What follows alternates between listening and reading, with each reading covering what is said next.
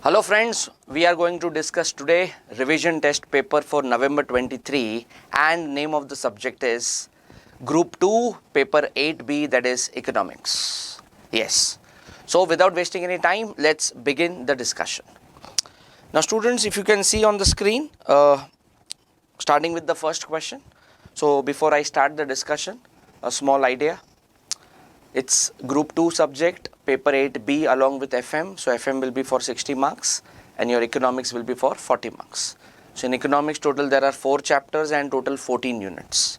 So you have numerical sums, you have theory questions, you have diagram based questions. Okay, and you will not find MCQs. It will be majorly theory based questions. Let's start. Now coming to the first question is explain the distinction between GDP and GNP in treatment of international transaction. So we basically have to understand what is the difference between GDP and GNP, gross domestic product and gross national product. Now students, GDP talks about domestic related transactions, whatever goods are produced in our country. Like if I say C plus I plus G plus X minus M. Now this becomes GDP base formula, very base formula. Consumption plus investment plus government plus export minus import, that is net exports. But when we talk about GNP, so GNP will talk about NN. You can see here the domestic has become national. So your national represents normal residents. National represents what? Normal residents. So whether they are earning money within country or they are going outside and bringing money in our country, that is nothing but receipts coming from abroad.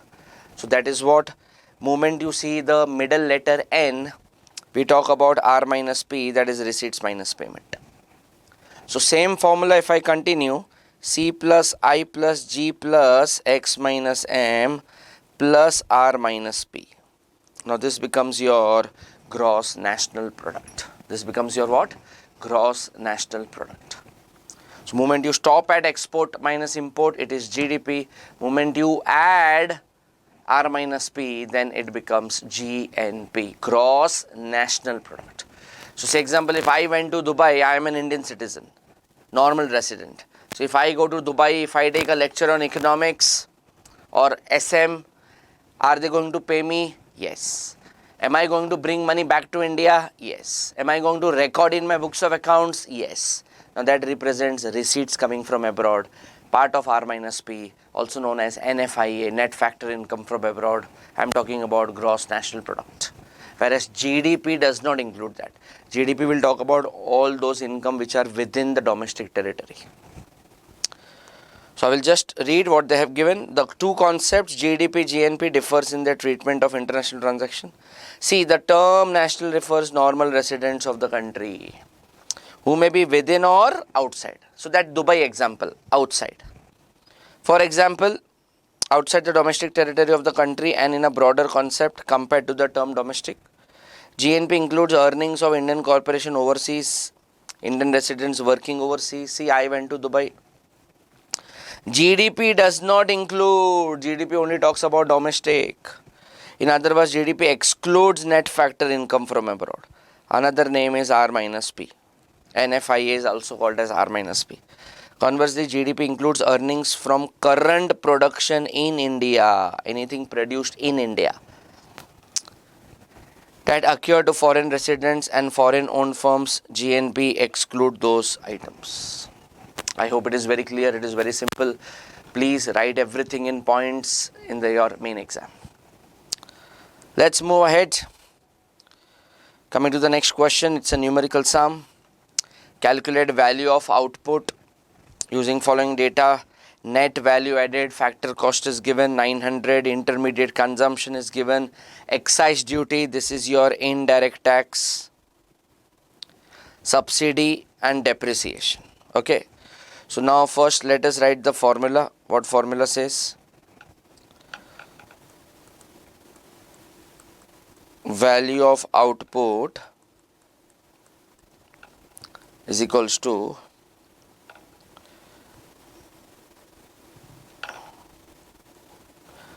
what they have given, net value added at factor cost. So I will put it in this way.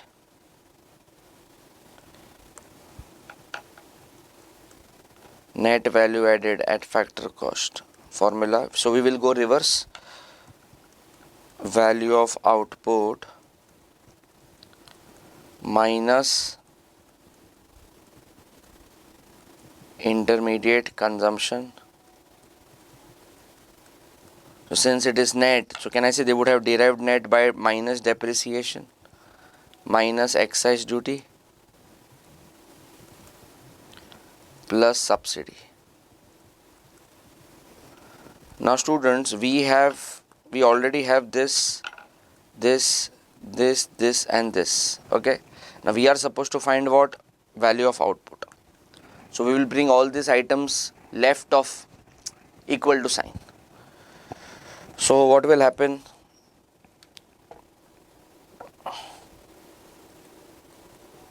Value of output we are supposed to find is equals to n net value added factor cost plus intermediate consumption plus depreciation plus excise duty minus subsidy. Reverse. I hope you have understood. Moment you shift that side of the equal to sign, sign will change. Plus will become minus, minus will become plus. So now I will just put the amount. What is the amount? Net value added is 900. This is 650. 900 plus 650. Depreciation is 110 plus 110 plus 300 minus what is the amount? 60. The moment you calculate, plus 650 plus 110 plus 300 minus 60. So it should be 1900. What the solution says? That's right. It's 1900. Correct? So 1900 lakhs is the answer. I hope you people have understood. So first I wrote a normal formula for net value added, that is value of output minus value of intermediate consumption minus depre minus indirect tax and plus subsidy. Then reverse, because we have other items we are supposed to find value of output. So I brought everything left of equal to sign. So plus sign became minus, minus sign became plus, and you get the answer. Okay, let's go ahead. Coming to the next numerical sum now. A little big. Suppose in an economy consumption function is given, C is equal to 150 plus 0.75 YD. YD is nothing but disposable income. Income minus tax, you get YD. Investment spending given, government spending given, tax, transfer payment, exports, imports, everything given. Where Y and YD are national income and personal disposable income, as I told. What we are supposed to find? Equilibrium level of national income and consumption at equilibrium level. So basically Y and C. Basically. So let us see. So moving to the third.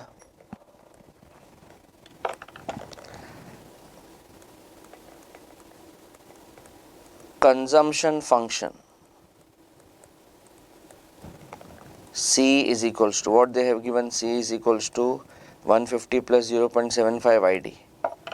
150 plus 0.75 YD. Okay. Then level of disposable income. Level of disposable income, that is YD, is given as YD is equals to what they have given. Okay. YD is equals to Y minus tax. So can I say income minus tax will give you personal disposable income plus transfer payment. So please understand, personal income, disposable income includes transfer payment, because whether income is earned or unearned, you will add. But transfer payment will be ignored while calculating national income. But it will be added while calculating personal income, personal disposable income. That's why we have added transfer payment. Okay. So your transfer payment is how much? Transfer payment is 40. TR is 40. That is TR is 40. Okay. So Y minus, how much is the tax? 20 plus 0.2y minus 20 plus 0.2y plus 40. Transfer payment is 40, so you will add 40. Okay. Now y minus 20 minus 0.2y plus 40. So y minus 0.2y minus 20 plus 40. So yd is equals to 20 plus 0.8y. So this is your disposable income, yd. Going ahead, C is equals to 150 plus 0.75 yd. So this yd wala part, I will put it in the below equation. So C is equals to 150 plus 0.75, 20 plus 0.8y. I hope you understood. This is nothing but this. So this same thing is coming here. Okay. Now moment you solve this, yd is equals to 20 plus 0.8y. So C is equals to 150 plus, it is 0.6, 0.6 y. So C is equals to 165 plus 0.6 y. So this was your C. I hope you are able to understand. You just have to substitute properly and automatically will get the answer. Now going ahead, equilibrium, level of national income. So what's the formula? Basic formula, C plus I plus G plus X minus M. A very basic formula. Okay. So now national income we are supposed to find, that is Y is equals to C. C is 165 plus 0.6y plus 100. I is given as 100, G is given as 115 plus 115 plus import minus export. See, this is export, this is import. So X minus M, 35 minus 15, what is given?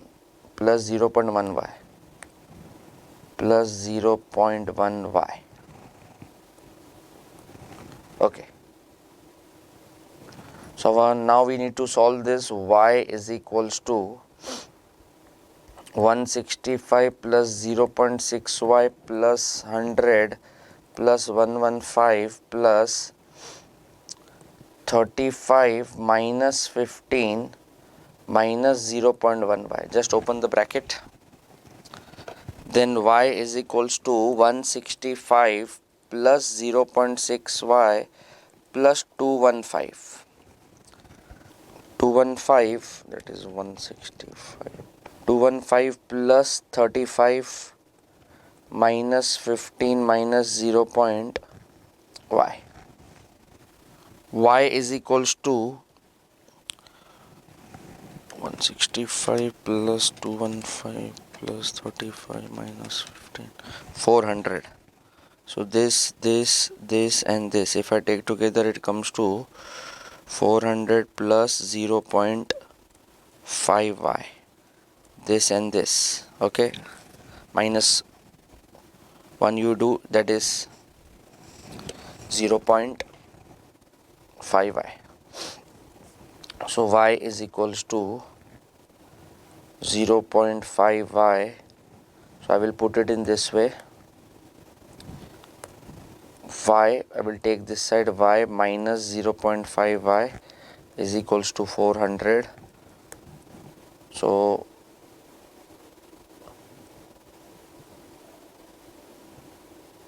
here y is equals to 400 divided by 0.5, that comes to divided by 0.5, 800. So here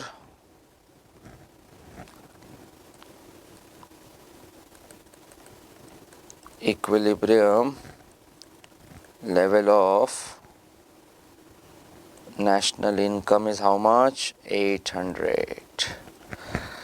I hope you people have understood systematically basic mathematics. C plus I plus G x minus M, all items are given, just substitute, open the bracket, shift few items before equal to, after equal to, simple mathematics, and you get the answer, that is 800. So this was, what did we derive? Equilibrium level of national income. Now we are supposed to find consumption level of, consumption at equilibrium level. Okay, so national income we know now, 800.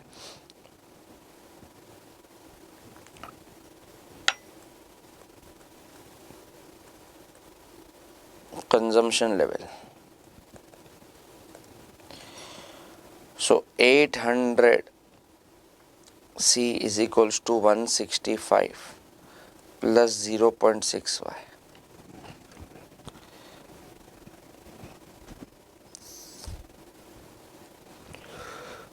So C is equals to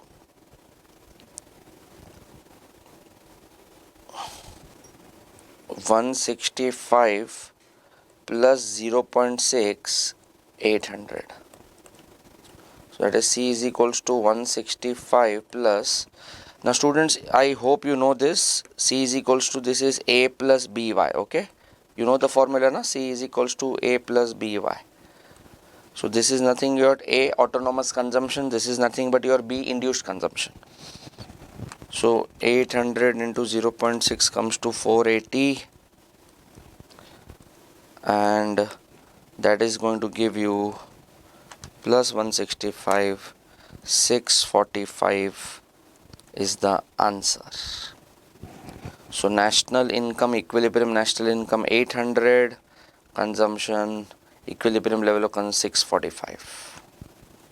I hope the sum is very clear. Okay, so let's move ahead. You just go through once. Consumption function, C 150 plus 0.75 YD. YD is nothing but personal disposable income. With the help of that, I calculated consumption. C I got how much? This was your C. Same we had used. Then equilibrium level, C plus I plus G x minus M, normal substitution, normal calculation, you got the answer as 800. And using this same which we had derived earlier, I just substituted. Instead of Y, I have put 800 because that is what we got it, right? Y is nothing but national income, okay? This is nothing but your Y, okay? This one. I hope it is clear. Let's go ahead. Next, according to Keynes, what had happened during Great Depression? Now everyone knows 1930 United States of America went into Great Depression. Now what had happened?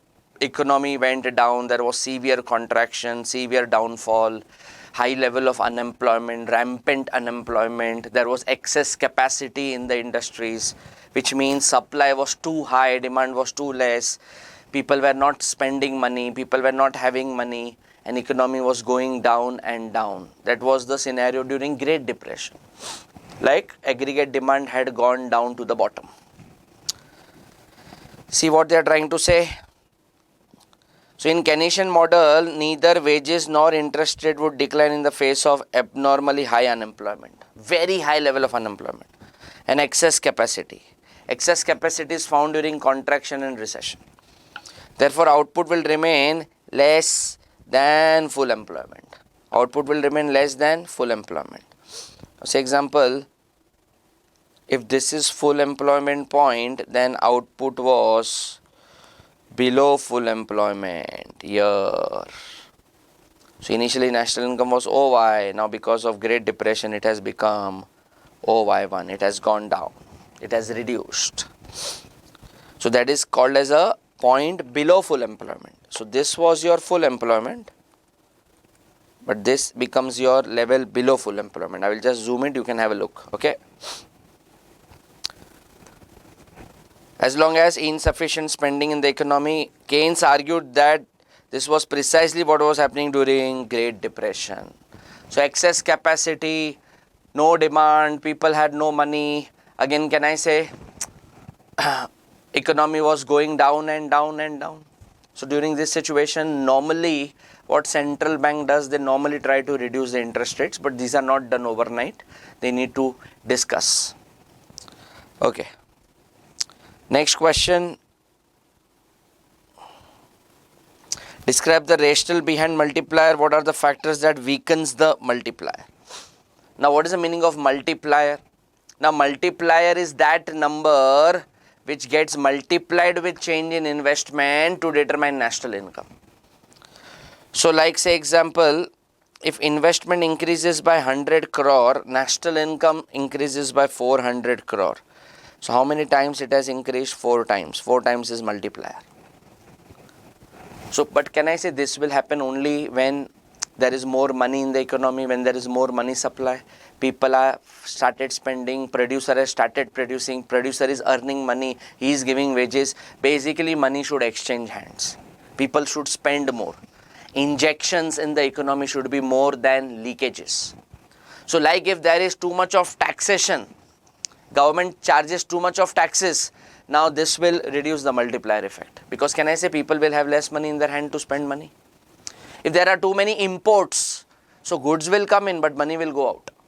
Again multiplier will fall. Too much of saving habit, saving, cash at hand, not spending, holding money, that again becomes a leakage that will impact the multiplier. So students, simply you have to understand multiplying effect will happen when bank is ready to give loans, people are ready to borrow loans, people are ready to buy car, buy house, buy furniture. Basically people should spend money, then producer will earn money, then producer will also spend money for expansion and growth. He will also hire people, he will also create employment. See, one man's income, another man's expenditure, another man's expenditure, one man's income. Is money exchanging hands? That leads to which effect? Multiplier effect. So if construction sector is doing good, like say example, I am a real estate builder, I have invested big money, say example 100 crore in constructing a big residential tower. Now can I say this will lead to a multiplier effect? Demand for steel will increase, demand for wood, construction workers will get job, tiles, paint business, see. So multiplier effect. Now see what they are trying to say. The multiplier concept is central to Keynes theory because it explains how shift in investment caused by change in business expectation set off the process that caused not only investment but also consumption to vary. As investment increases, country's national income will increase. Employment will increase. That will lead to what? Consumption. People will spend. The multiplier shows how shocks to one sector are transmitted throughout the economy. I told you. Something good happening in construction sector, it is going to benefit. It will have a contagion effect on other related sectors. Increase in income due to increase in initial investment does not go on endlessly. The process of income propagation slows down and ultimately comes to a halt. Cause responsible for the decline in income called leakages. Money which is not rotating, money which is not been put to productive use becomes a leakage. Income that is not spent on currently produced consumption goods and services may be regarded as having leaked out of income stream. Like you do too many of imports, money will go out. If the increased income goes out of the cycle of consumption expenditure, there is a leakage from the income stream, which reduces the effect of multiplier. So as I told you, savings, then repayment of debt, then taxes, then money spent on old shares and securities. All these are leakages. All these are what? Leakages. This will reduce multiplier effect. Money will not multiply fast because money is not been put to best use, productive use. The more powerful this leakage is, the smaller will be the value of multiplier. So what should be more than what? Injections should be more than leakages. So if government is taking 10 rupees from us as a tax, government should spend 12 rupees for constructing dams, airports, highways, metro, infrastructure, clean roads. So then it will be having a positive multiplier effect. So I hope it is clear. Okay. So delta Y upon delta I represents a very basic multiplier. I would say investment multiplier formula. Okay, let's go ahead.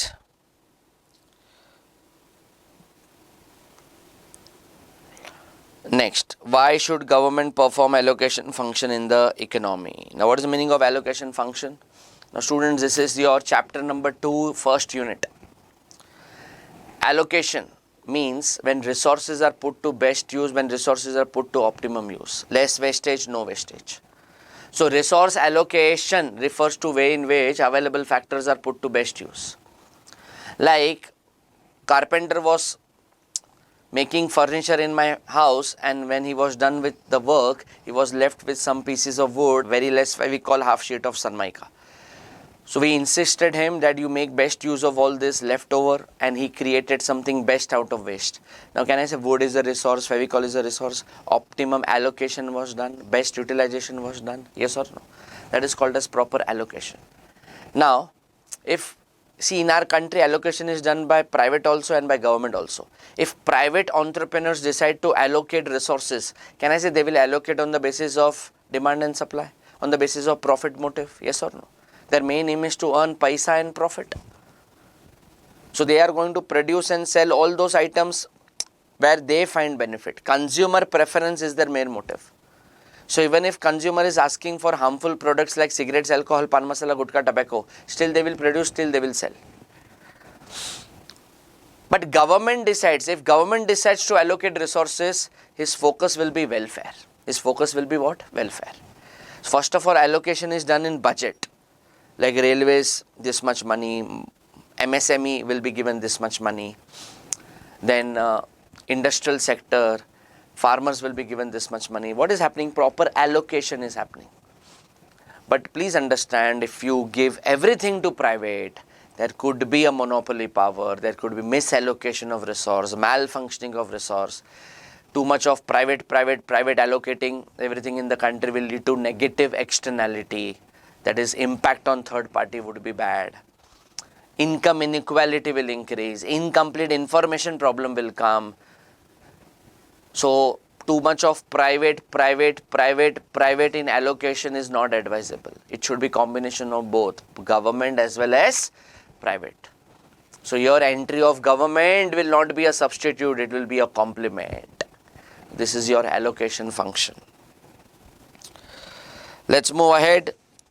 Describe how the efficiency of market is affected by monopoly power. Now students, can I say monopoly power is nothing but market power of the producer, where he is either selling goods at very high price and dominating the buyer, or he is selling goods at very low price and killing the competition. Let us understand what they are trying to say. The presence of monopoly power affects efficiency in market at different degrees, leading to underproduction and higher price. I told you they will underproduce and they will charge more. Currently, can I say tomatoes, onions, pulses, yes, would exist under condition. This distort the choice available to consumers and reduce their welfare. Now, can I say if they do such things intentionally and particularly with essential commodities like onions and tomatoes, now can I say we people will have no choice but to pay a premium price? In short, producer is exploiting consumers by charging very high price. Now here government intervention plays a very important role to solve this problem. Yes. So we have CCI, Competition Commission of India, to see to it that this monopoly behavior is not there. Monopoly behavior should go. Next question, that is, what do you understand by the term tragedy of commons? Now students, tragedy of commons is nothing but common excess resources. This is your chapter number 2, unit number 2. There is a point, public goods, and comes under types of public goods. Common excess resources, also known as tragedy of commons. Now what is the meaning of tragedy of commons? Now can I say we all are responsible in hurting our environment, spoiling and degrading our environment, yes or no? And that is the reason nature has to give it back. Floods, tsunamis, earthquakes, natural calamities, cyclones. That is a tragedy where we all common people are responsible.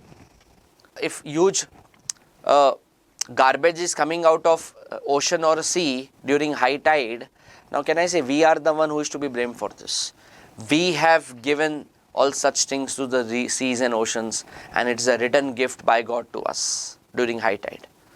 So too much of garbage, tons and tons of garbage will come out if you observe. Particularly in city like Mumbai, we are very close to Arabian Sea. Even Gujarat people can understand this. The good amount of garbage comes out during rainy season, during high tide. That is nothing but it's a result of we creating problem to our environment. That is called as tragedy of commons. Cutting down of trees, carbon monoxide, creating negative externality on the society, harmful gases.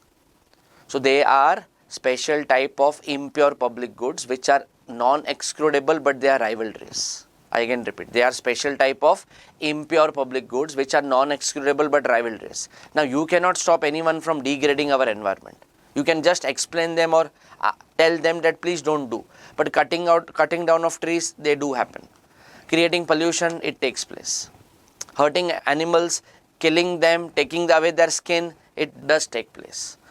So we are the one who are responsible for all these natural calamities and tragedy taking place. Heat waves, global warming, Arctic, Antarctic ice is melting. These all are result of our wrong actions. So can I say this will become rivalrous for our future generation? We are depleting our forest. We are killing the wildlife. They don't have things to survive. So they are non-excludable, which means no one can stop anyone from doing such wrong things except government. But they are rivalrous. Our future generation will suffer. See, economist uses the term tragedy of commons to describe the problem which occurs when rivalrous but non-excludable. I told you, they are rivalrous. Rivalrous means benefits will fall. Too much of extra usage are overused to disadvantage the entire universe. For example, everyone has access to commonly held pastures that are no rules above sustainable number of grazing. So mangroves, pastures, forest, we are converting our forest into concrete jungles. That is disturbing the whole wildlife. So that's why you will find even in places like Karnataka, Bombay, you will find even Gujarat, Gir forest. You will find wild animals roaming across streets. The outcome of the individual rational economic decisions of cattle owners would be market failure because these actions result in degradation. Too much of cow, sheep, grazing the land is becoming barren. Depletion of or even destruction of resources leading to welfare loss to the entire society. So can I say this is also kind of market failure, where we are playing with our nature, hurting our nature, we are destroying our mangroves, destroying our climatic condition, using too much of plastic, not proper disposal happening. Our seas and oceans are quite dirty, garbage comes out, marine life is at loss. There are so many things. That is the reason, major reason for natural calamities to occur. So all these things comes under tragedy of commons, also known as common excess resources. Rivalrous but non-excludable. Repeat, rivalrous but non-excludable. Fine. Now next. What are the limitations of fiscal policy? Fiscal policy. Now students, fiscal policy is a part of economic policy. Fiscal means government's purse or a wallet, where money comes in, very fast money goes out. So income, expenditure, borrowing activities of government, which includes all three, state, local as well as central government. So income, expenditure and borrowing activities of government represents fiscal, public finance, fiscal policy. GOI, finance minister, is responsible for discussing fiscal policy. So here you have two types, expansionary fiscal policy, contractionary, where you reduce the tax, increase public expenditure, use deficit budget, expansionary, growth. But you increase the tax, reduce public expenditure, try to solve the problem of inflation, contraction, contractionary fiscal policy. But here we will understand limitations, difficulties of fiscal policy, why fiscal policy may not be beneficial every time, or why there are some problems in fiscal policy. Now, there are different lags in fiscal policy: recognition lag, decision lag, implementation lag, impact lag. Like many times, government finds it very difficult to identify the correct problem, true problem. What is the exact problem in the country? Is it a problem of recession? Is it a problem of inflation? And too much of time is being taken. Now, say example, if a doctor is not able to diagnose the actual problem, can he give solution? Can he give medicine? No. So, recognition lag. Lag means a kind of delay. Then there is a decision lag. Which lag? Decision lag. Problem is recognized, but government is taking too much of time to frame solution. If you cannot take right decision, then take decision first and make it right. Because taking decision is not important, taking quick decision is important. Otherwise problem may be mild, it may go for severe, it will become severe. Then there is implementation lag. Problem recognized, decision taken, but implementation is taking too much of time. Like GST was a brainchild of Congress. But people will not appreciate ideas. People will appreciate when you implement. Sir, I will study 9 hours every day. I am not impressed. You execute and you show me. You implement and you show me.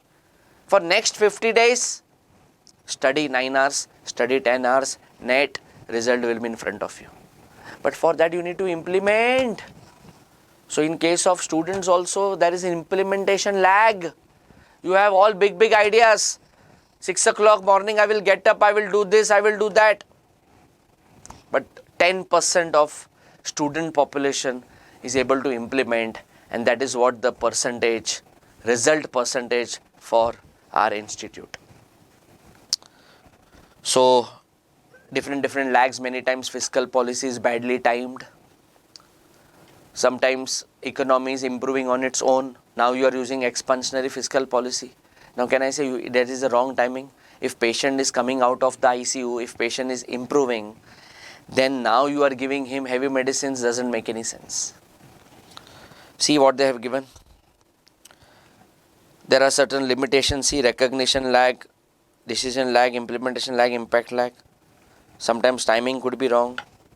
Government may fail to forecast uncertainties. What problem can come in future? Forecasting can go wrong. There could be possible conflict between different objectives.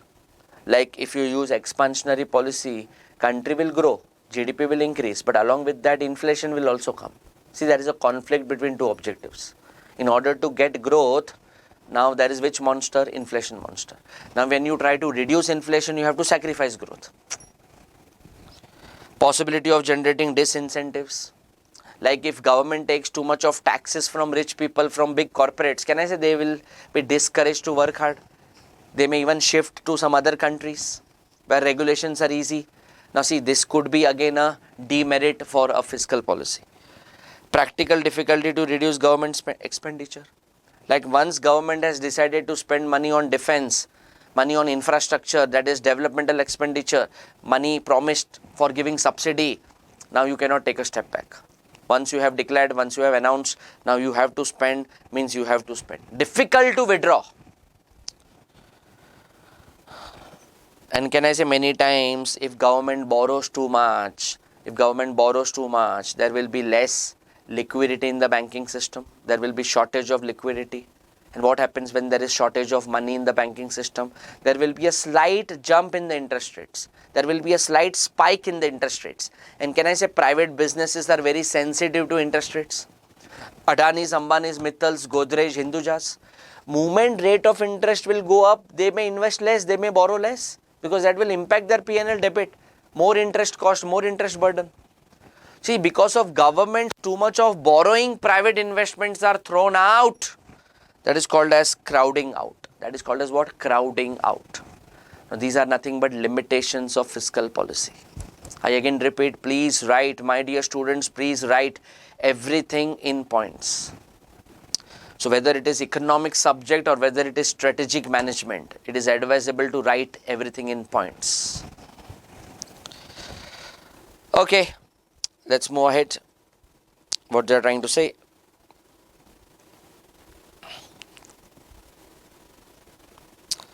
What determines the size of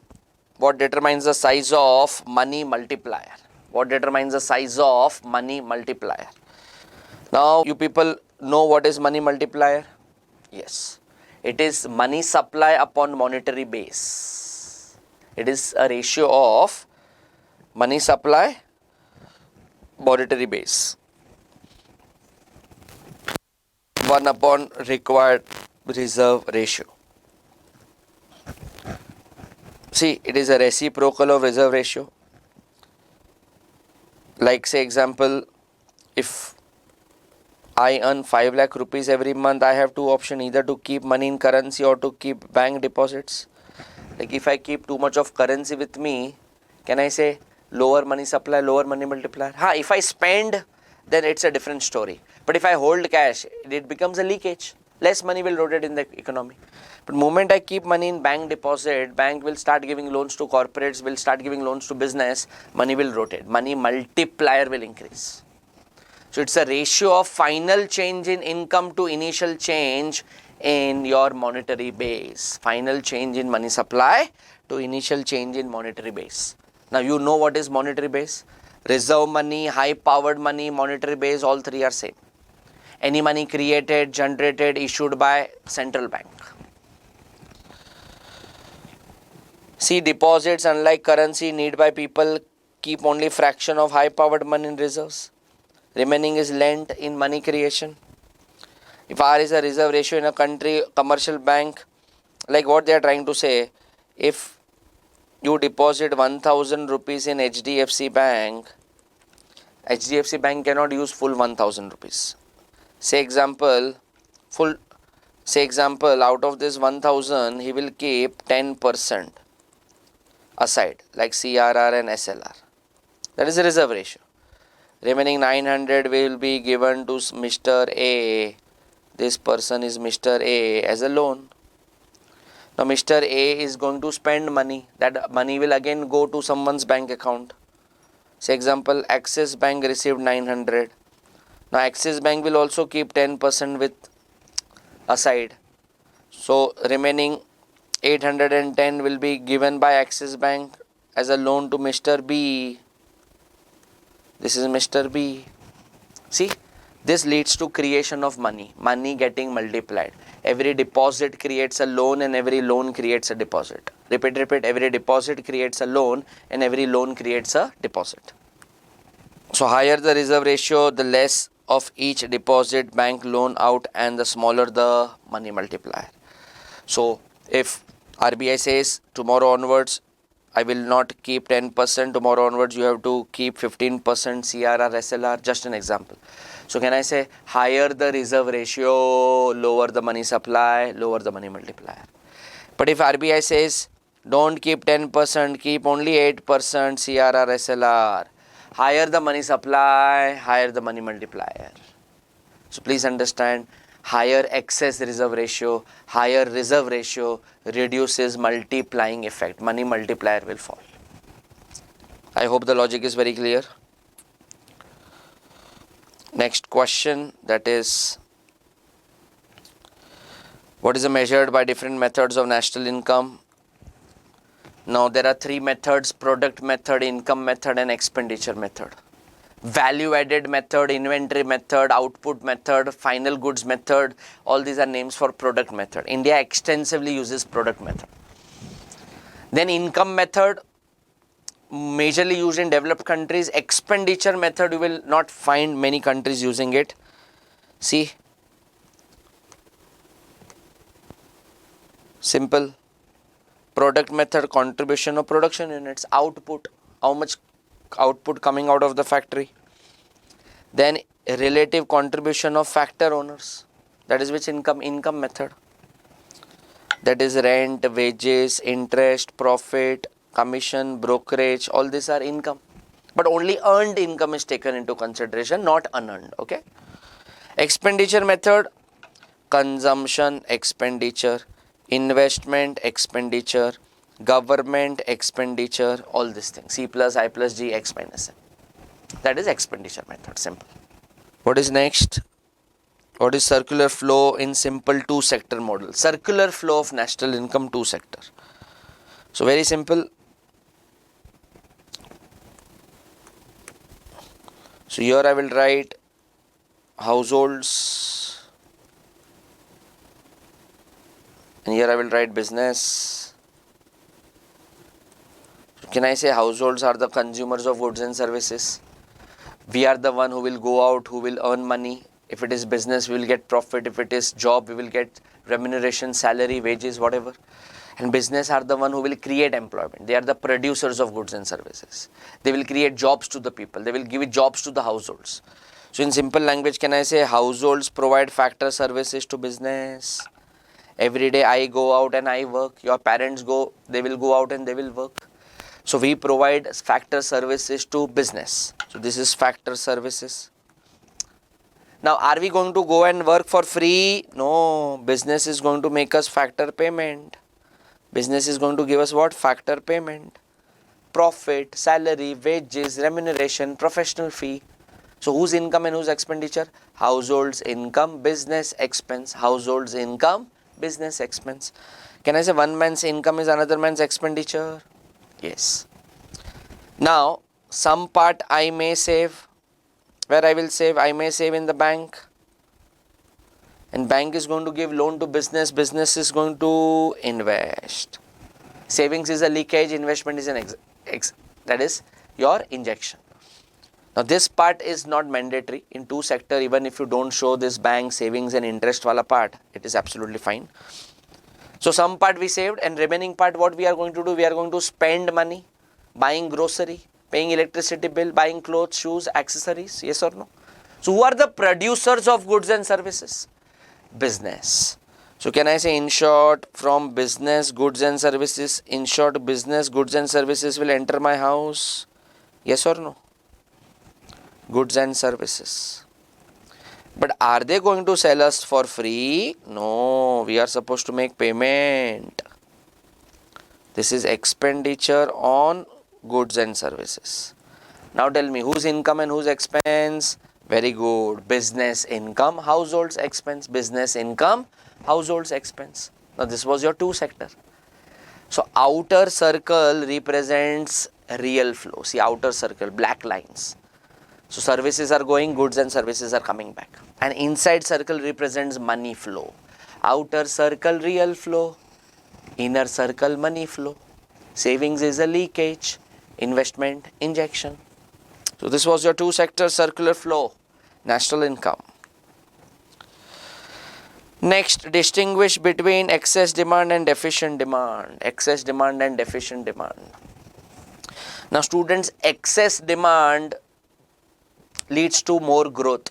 When people have money, people are spending, people are getting jobs, people are getting good promotions, incentives, market is flooded with goods, people are coming. See, festive season, you will find excess demand. Marriage season, you will find excess demand. So now can I say right now, we are in month of September. Till December, it is going to be back to back festives. Navratri is coming, Ganpati festival is coming, then Diwali, Christmas, back to back festivals. Then marriage season will start. Again, people will spend. People will buy clothes, shoes. That is called as excess demand. It happens during expansion phase. Deficient demand is opposite. During bad times, during contraction, during recession, people prefer to hold cash. People prefer not to go for extravagant expenditure. People will spend money only on basic necessities. People will not buy TV, AC, car, mobile, refrigerator, AC. Yes, demand for such items will go down. So during bad period, during recession, you will find deficiency in demand. So excess demand leads to higher growth, deficiency in demand leads to fall in growth.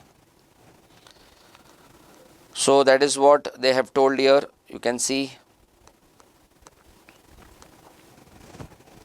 if the aggregate demand for an output is greater than full employment, just now I had drawn, if you remember, if this is your income line, and if this is your C plus I, that is aggregate demand, and if this line shifts to upwards, so this is your point above full employment. Full employment, above full employment. This is full employment. National income has increased. Now this is because of excess demand. People are spending because people have money. Spend, economy progresses. US biggest spender. Excess demand gives rise to inflationary gap, as I told you. Growth will happen, but inflation will also come. So this gap between two curves is inflationary gap. On the other hand, if the aggregate demand is for the amount of output less than full employment. So I can show here. Now your situation reverse. This is your income line. This is your C plus I. This is your original equilibrium. This is full employment. But because of deficiency in demand, what has happened? Aggregate demand has gone down. C plus I1. Economy has gone down. So initially national income was OY. Now it has become OY1. Output GDP has gone down. So this is unemployment point. People would have lost jobs. People would have lost their income. So they are not spending. Demand is falling. And this gap is called as deflationary gap. Which gap? Deflationary gap. So this is from your question, chapter number 1. You will find both the diagrams. 5 to 6 points you have to write. See, it gives rise to deflationary gap, also known as recessionary gap. Recessionary gap, contractionary gap, deflationary gap, one and the same. Okay. Next is bound tariff. Let us look at the question. Bound tariff, applied tariff. Very simple. Now, bound tariff is that tariff where one country binds itself with a legal commitment that is not going to raise tariff beyond a point. That is not going to raise tariff beyond a point. So, say example, India was buying palm oil from Malaysia. So, sometimes we were charging 7% tariff, sometimes 9% tariff, sometimes 4% tariff. But Malaysia was like, you give me an upper limit, give me an upper limit, give me a lock-in period. For next 3 years or next 5 years, you are not going to breach that limit. So, say example, India was like 14% is my upper limit, just an example. For next 5 years, I sign a written commitment, I sign a contract that come what may, I may not go beyond 14% for next 5 years. And please remember, bound tariff is product specific, not country specific. India would be buying palm oil from Malaysia, but we are buying only palm oil? No. It could be leather items also. It could be dairy products also. It could be some other items also. Textiles also. So, on every product, percentage may differ, bound tariff contract may differ. So bound tariff is that tariff where one country binds itself with a legal commitment not to raise tariff beyond a limit, beyond a point. Now students, by using bound tariff, international relation improves. There is trust, there is transparency maintained. Yes or no? So countries who adopt bound tariff, those countries may receive more investments, because the opposite country is very sure that he is not going to go and he is not going to breach this limit. Now applied tariff. Now applied tariff is that tariff, or it is that duty which is actually been levied, it is actually been charged. See, like bound tariff was 14%, but actually I have charged is 11% or maybe 8%. That becomes applied. Promise was that I will not go beyond 14. But below that, anything I can put, anything I can charge, anything I can levy, now that becomes applied. So I promised 14%, but I charged 8%, 11%, 5%, whatever. Now that becomes applied. The duty or a tax which is actually been charged, actually been levied, is applied. Very simple. Let's go ahead. Advantages of fixed rate regime.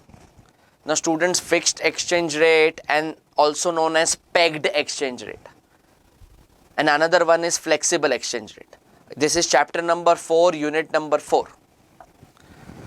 So please understand, fixed exchange rate is that exchange rate where rate and direction of the currency is decided by the central bank and the government of that country, not decided by market forces. Demand and supply will not decide the currency movement. This method, there is high level of stability but no flexibility. Countries need to keep some reserves with IMF. Moment you touch the currency, moment you change the direction of the currency. Now can I say countries who wants to attract more foreign investments?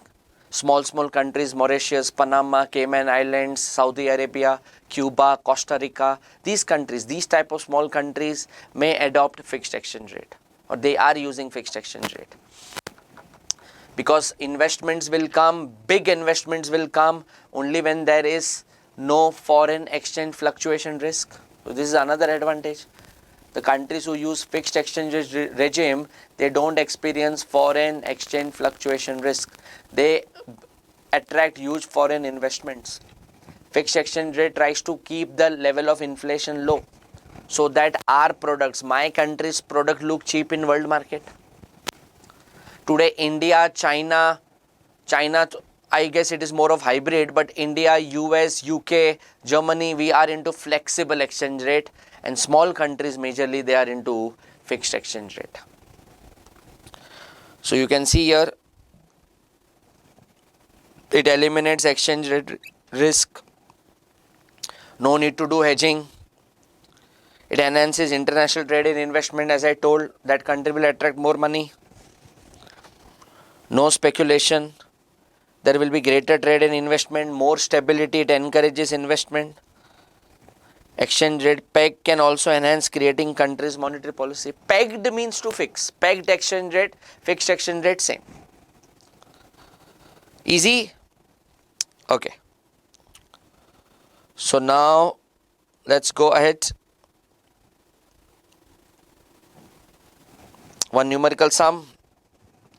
Suppose nominal GDP 2015 700, price index is your GDP deflator for 2015 is 100. Now let nominal GDP increases to 1400, price index to 120, find out the real GDP. So it is very simple. Nominal GDP upon real GDP into 100. So here they have given 1400.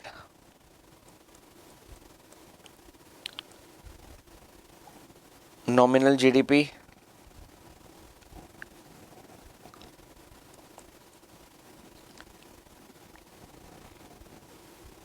wait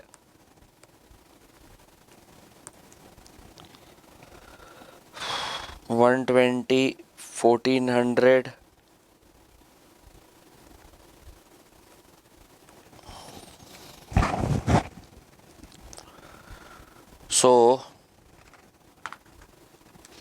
See, same answer will come. You can see here. So 1400 into 100 divided by 120. So that comes to 1166.66.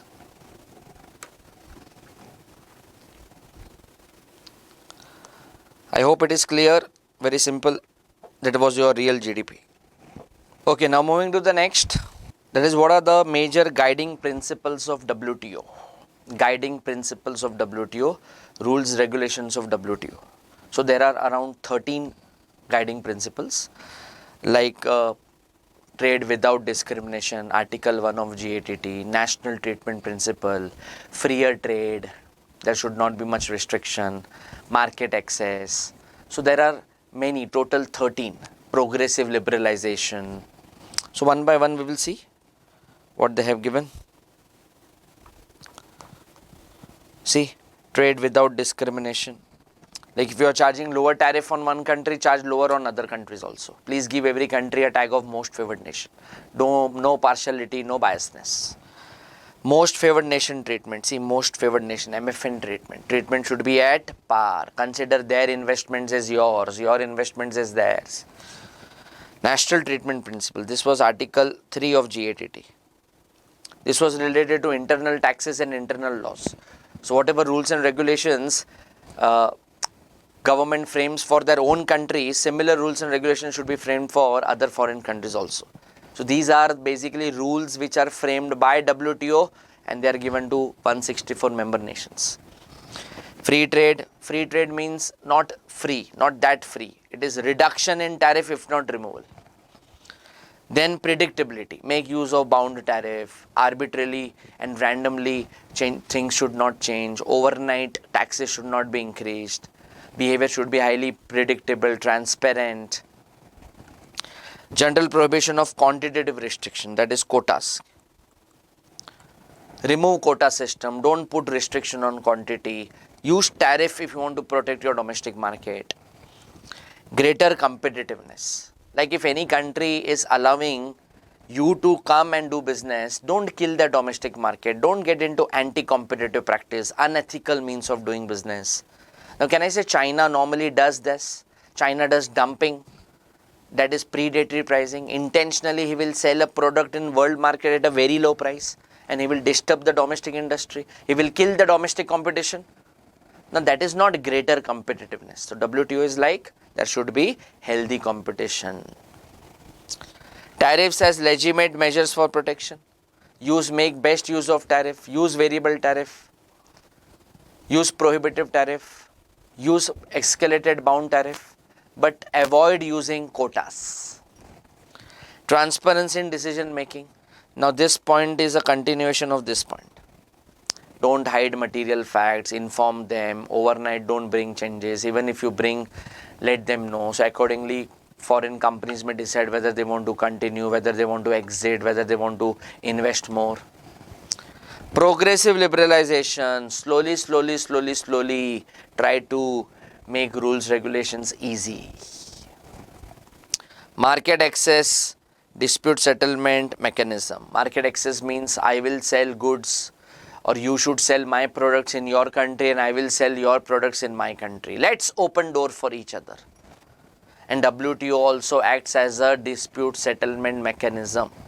First WTO will say, you make a settlement, you do the negotiation on your own, you go for out of the court settlement, or else if not, then I may come, I will act as a middleman, I may act as an intermediary. So these are principles, guiding principles of WTO, important question. Moving ahead, then you have limitations of Ricardian theory of comparative advantage. Let us see what are the limitations. Ricardian theory comparative advantage suffers from many limitations. Its emphasis on supply condition excludes demand patterns. Like Canada, India, wheat and jute, I hope you remember. Canada produces for 10. Canada was exporting to India wheat But here only supply side is mentioned. You are not talking about demand side. Whether India is demanding wheat from Canada, we are not talking that. Moreover, theory does not examine why countries have different cost. What is the reason behind difference in cost? They have not mentioned. The theory of comparative advantage also does not answer the important question, why does a nation have a comparative advantage in the production of a commodity and comparative disadvantage in production of another commodity? So why commodities can't be same, why they are different? All these questions are not been answered. It's a limitation of Ricardian theory, classical theory. Next, 2 questions to go. One is, what are the explicit objectives of monetary policy? Okay. And then we need to understand marginal standing facility, MSF. So both questions are from chapter 3, unit 3. So what are the objectives of monetary policy? Now can I say monetary policy is a program designed by RBI 6-member monetary policy committee. You have governor, deputy governor, member nominated by RBI board, remaining 3 central government nominees. They are coming from different background. September 2016, this committee was formed. Yes or no? Now what are the objectives? What is the aim? What is the goal? What is the target? What monetary policy? In monetary policy, what RBI and central government wants to achieve? So first is to maintain economic growth. Economy should grow. There should be job creation. People should have money. Economy should progress. Asset creation, infrastructure. For this, he should reduce rate of interest. RBI will reduce rate of interest. Money will become cheap. People will borrow more. People will spend more. Aggregate demand will increase. More demand, more output, more production, more growth. So reasonable rate of interest, lower rate of interest. Adequate flow of credit to productive sector. Credit means loan. So it's under monetary policy where RBI decides that priority sector should get money at a subsidized rate. Farming community, village artisans, export oriented sectors, cold storage units, MSME, micro, small, medium enterprise.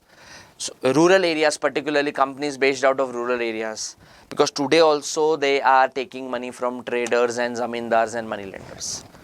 So productive sector should get money, timely money at lower rate of interest. Sustain moderate structure of interest rates to encourage investments. Whether it is fixed deposit, whether it is government bonds, interest rates should be able to beat inflation.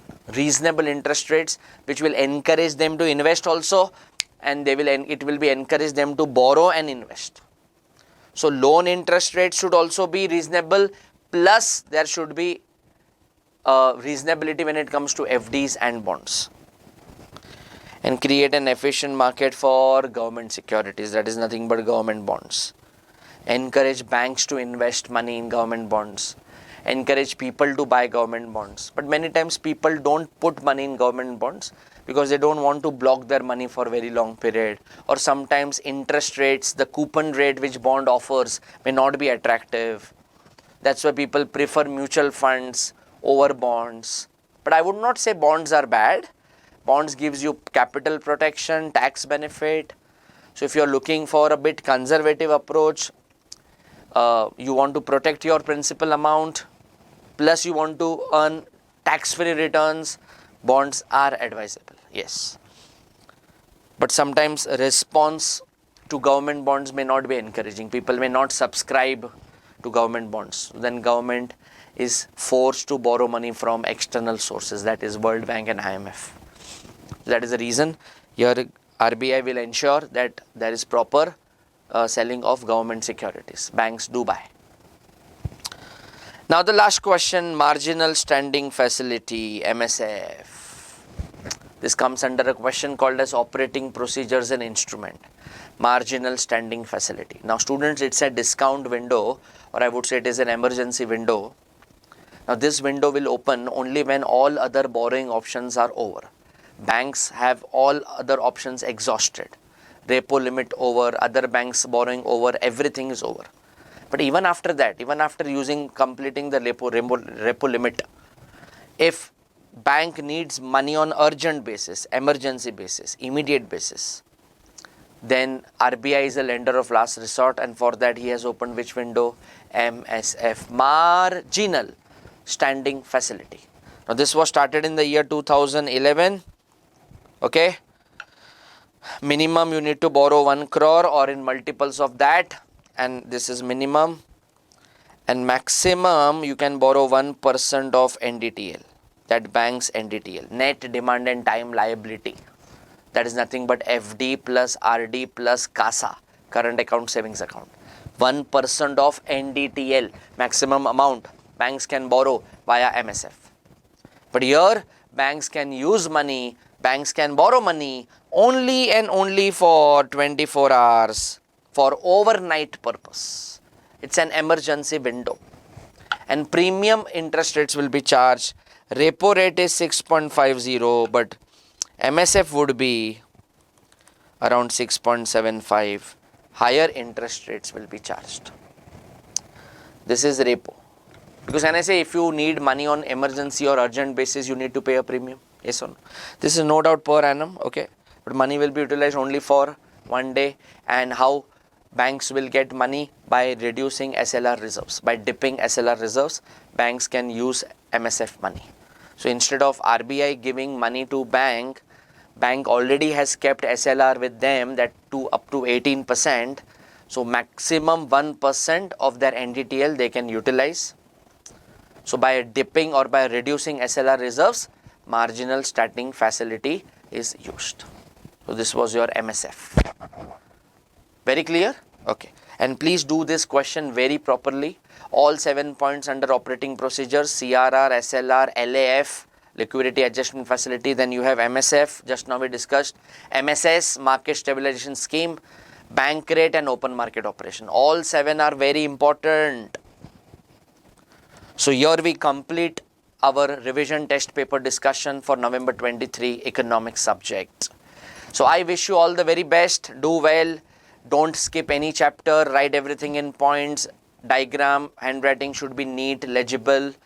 And see to it you mention the question number, correct question number. That's it from my side. Thank you so much. This is Professor Shyam Soni signing off. Thank you.